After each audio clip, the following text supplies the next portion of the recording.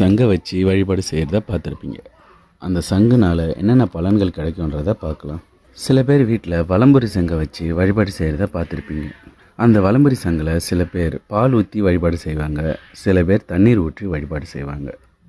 பூஜை அறையில் வெறும் சங்கா மட்டும் வைக்கவே மாட்டாங்க. அந்த வலம்புரி சங்கில் பால் ஊற்றி வழிபாடு செஞ்சால் உங்கள் வீட்டில் பொன் பொருள் ஆபரண சேர்க்கை இருக்கும். அதே சங்கில் தண்ணீர் ஊற்றி வழிபாடு செஞ்சால் வீட்டில் இருப்பவங்களுக்கு ஆரோக்கியம் சம்மந்தப்பட்ட பிரச்சனைகள் தீரும். வெள்ளிக்கிழமையில் வழக்கம் போல் பூஜை செய்யும்போது இந்த வலம்புரி சங்குகளை வச்சு ஒரு பித்தளை சொம்பை எடுத்துக்கிட்டு அந்த சொம்பில் ஒரு சங்காக எடுத்து போடணும்.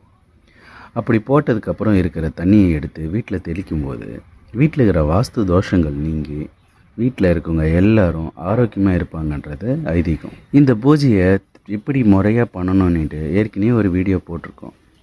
அந்த வீடியோட லிங்க்கை டிஸ்கிரிப்ஷனில் கொடுக்குறோம். தேவைப்படுறவங்க எடுத்து பாருங்கள். நன்றி.